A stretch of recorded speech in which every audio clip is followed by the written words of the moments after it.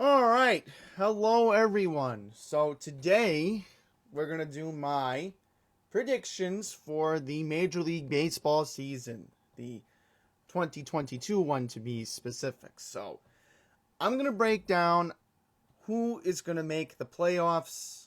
I'm not going to guess who's going to go to the World Series or anything like that. I think I'm going to save that for October and just review everything that happened then. So today is opening day. It is April 7th. We are only a week late thanks to a 3-month lockout that began in December and ended last month in March. And thank goodness the Major League Baseball Players Association and the league did come to an agreement.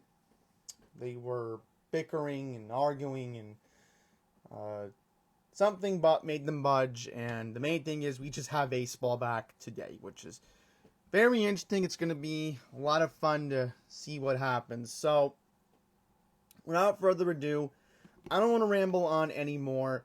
Let's just get into on what's going to happen this season. So, let's start off with the Dodgers. Why are we going to start off with the Dodgers? Of course. Well, the Dodgers right now currently have the best lineup in all of Major League Baseball.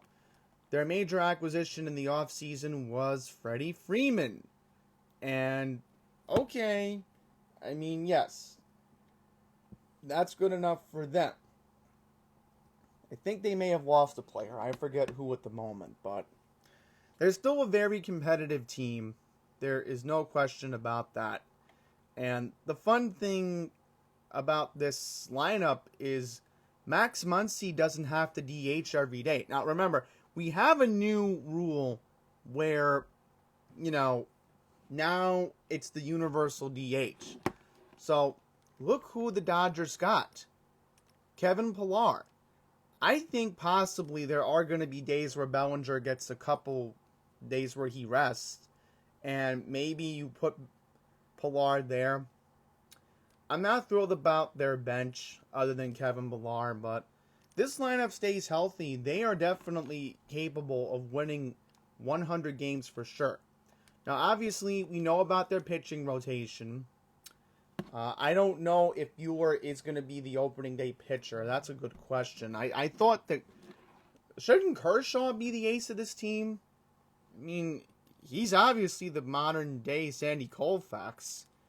But in any regard, Kershaw was actually thinking of leaving LA, but he got a 1-year contract just in case if things didn't go his way in Los Angeles, because we don't know what will happen.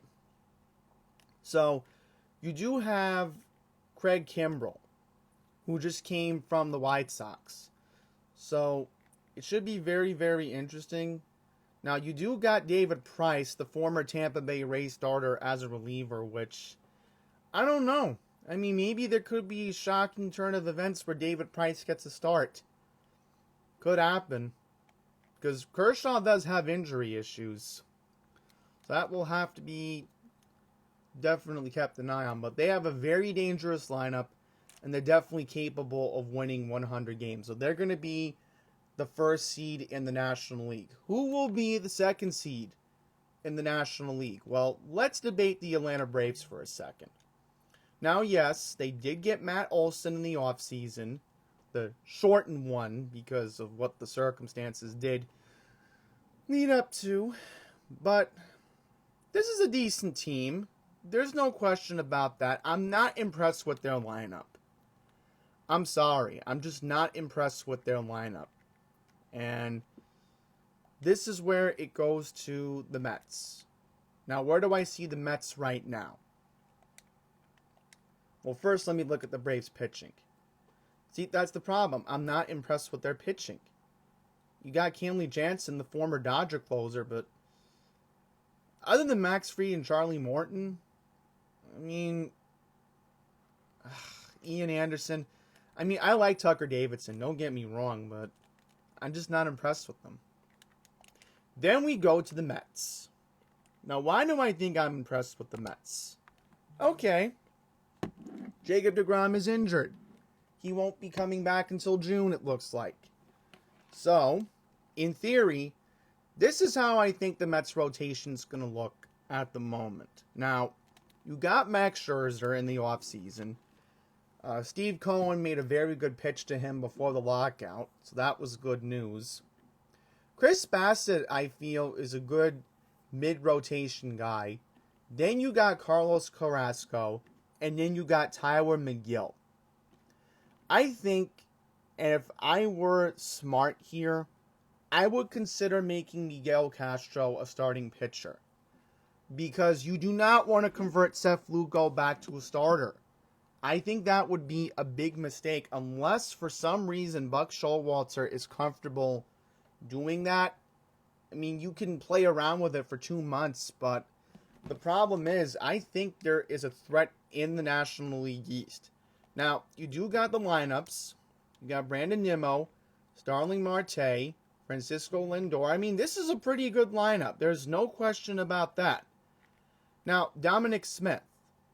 Rumor has it he could get traded, but we'll have to wait and see how that ends up.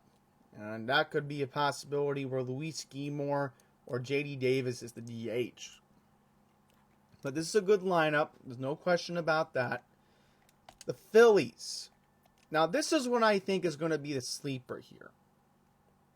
Now, first of all, the Mets still have Edwin.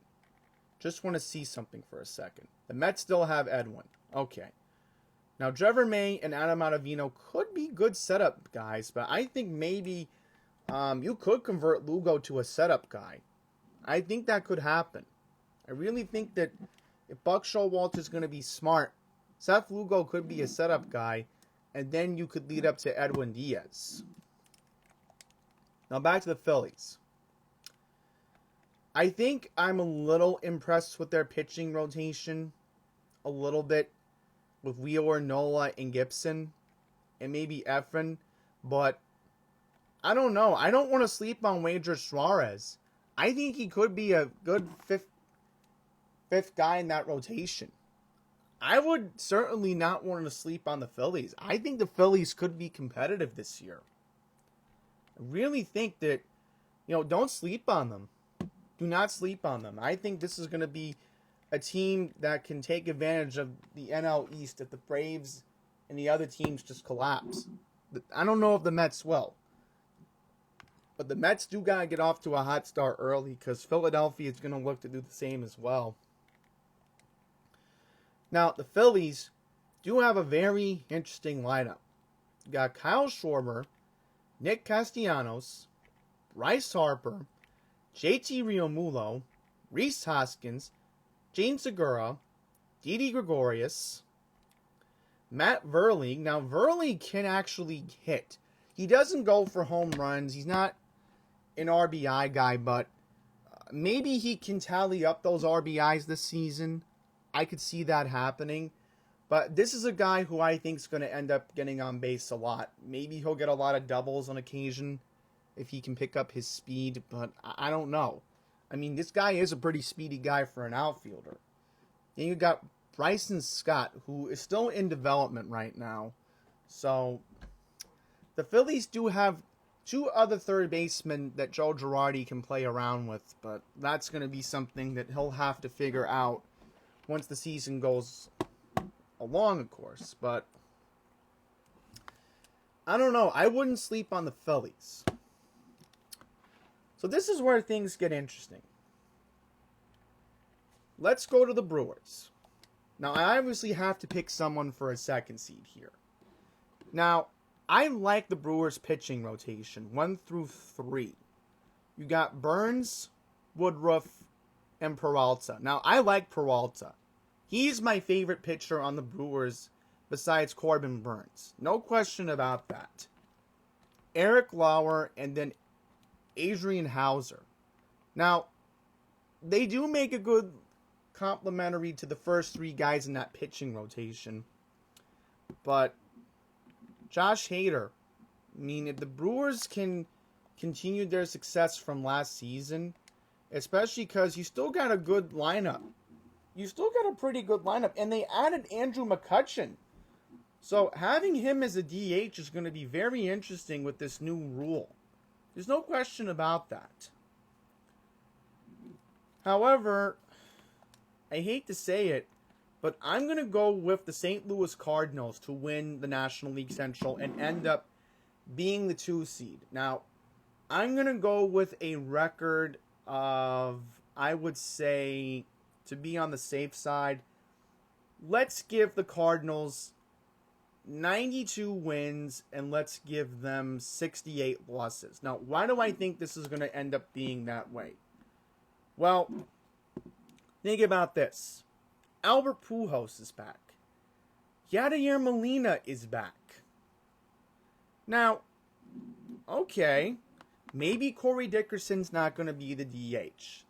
I could certainly see Albert Pujols being the DH in St. Louis. This is his final season. This has to be momentous for him. Now, keep in mind, their pitching rotation is led by the veteran Adam Wainwright, who's also looking for a good farewell season. The Cardinals are going to be competitive. There is no question about that. So, to be on the safe side, I'm going to give the Cardinals a record of 92 and 69. They will be the 2 seed in the National League. Now moving on to the NL East. And I do think if the Mets do figure it out, and I really think they can. I really think they can figure it out. Because Buck Showalter has to learn how to use his bullpen. Because he cannot be making the same mistakes when he was the manager of the Orioles. If Buck can figure it out, I think the Mets are going to win the National League East with a record of 90 and 72 and get the 3rd seed in the National League. Now, I will say this, maybe things will change. Maybe the Cardinals end up going to the 3rd seed. You never know. Maybe the Mets get a little momentum and sneak off with 2 or 3 more wins to avoid the wild card round. But, we'll have to wait and see. Now, on to my predictions for the National League wild card. Where am I going to go first? I think if I'm going to pick a good wild card team, start off with first, I will take the Brewers and I will take the Padres. So I think both teams will finish off with 88 wins and they will lose 74 games. Now, we obviously went through with the Brewers on why I think they will be a competitive team. The Giants, I'm just going to be honest, I don't think they have the same momentum as last season. I'm sorry, but there's just no momentum for them. They got lucky last year. I'm just not impressed with this lineup.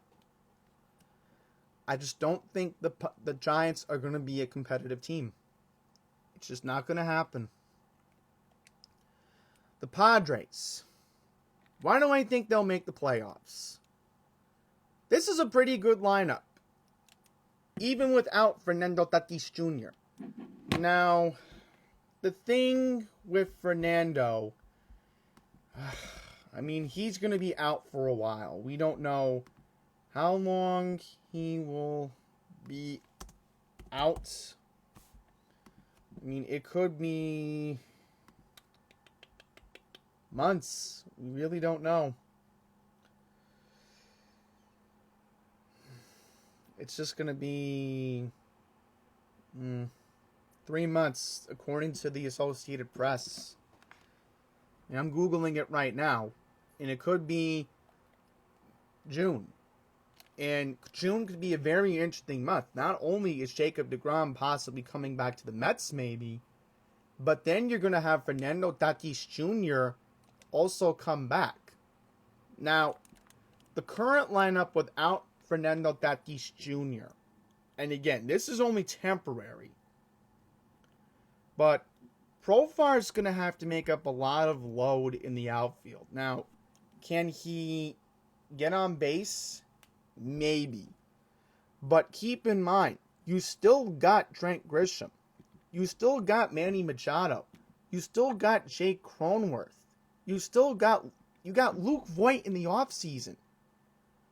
I mean, Padre fans, you should be grateful that you have this guy in your team. Did you watch him on the Yankees? I mean, this guy is going to be a good complement to this lineup. So I could see the Padres gaining momentum.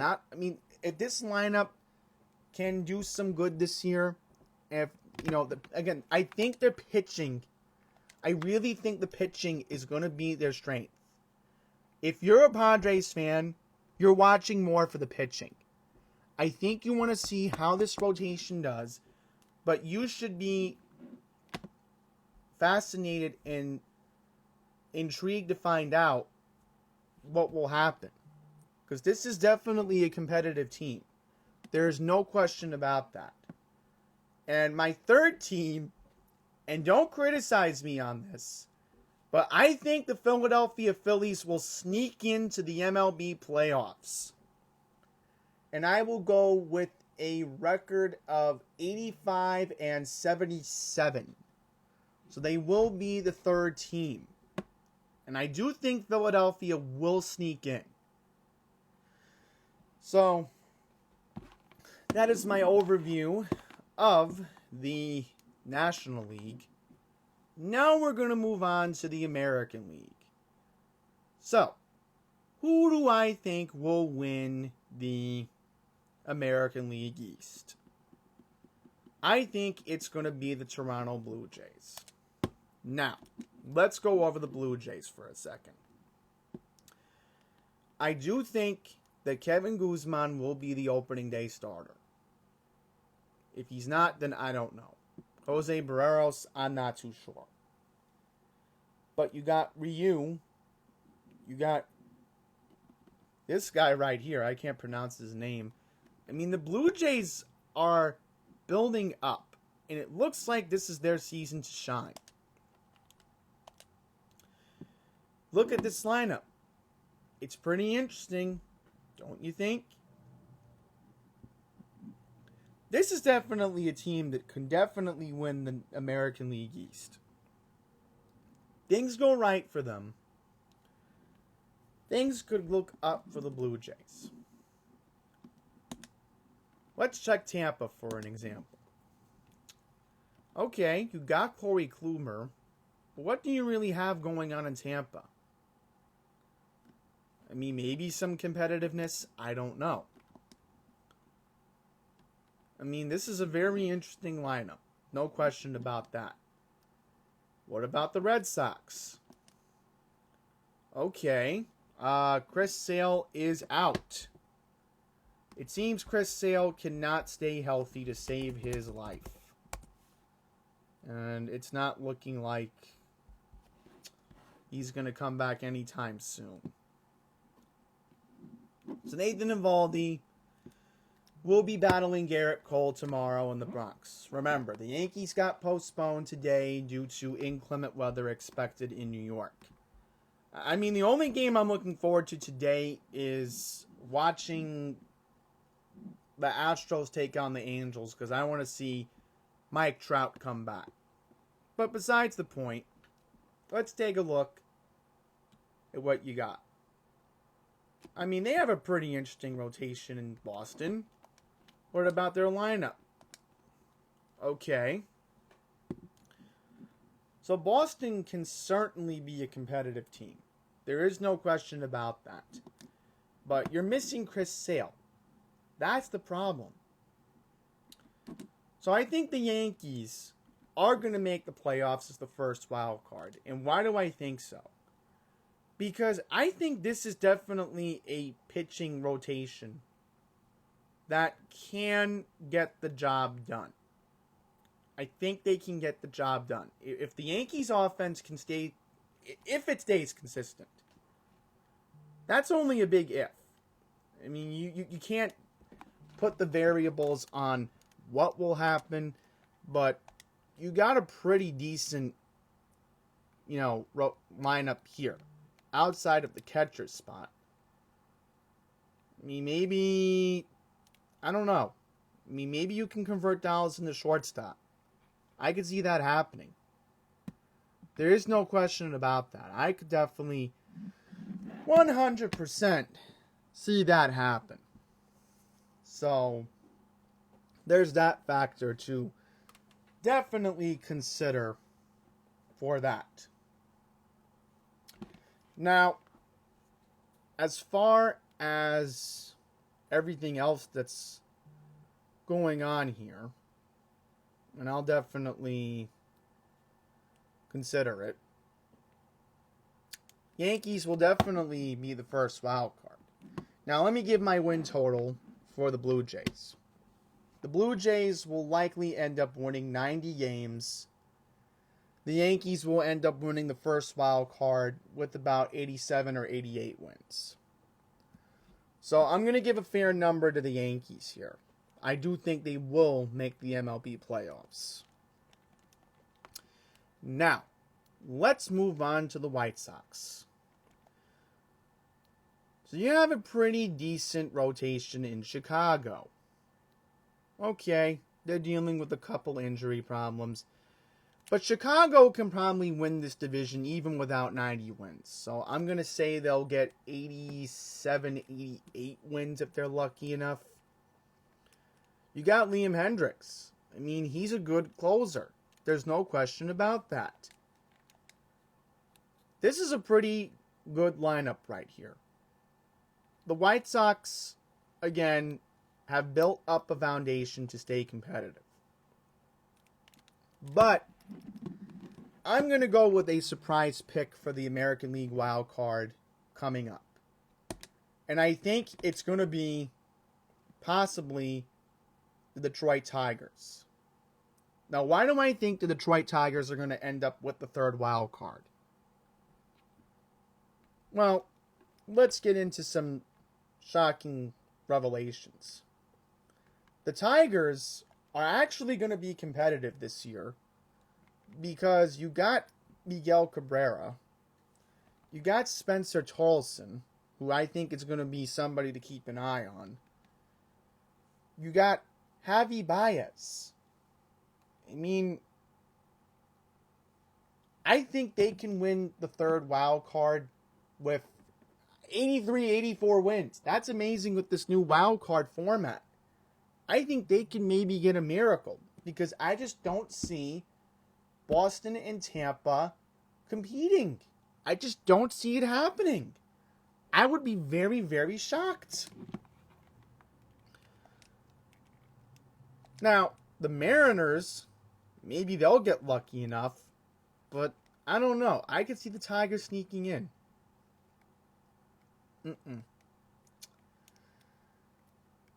Let's see their rotation for a second here.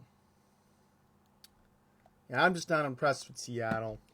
I don't see anything appealing about them. It's like Detroit. The Tigers, I feel, will be a team that you want to watch. But I'm going to make a prediction that Shane Bieber is not staying in Cleveland. That's a given. So, the Astros. You know what? Let's give them the second seed. I'll give them 90 wins. And then Chicago will be the third seed.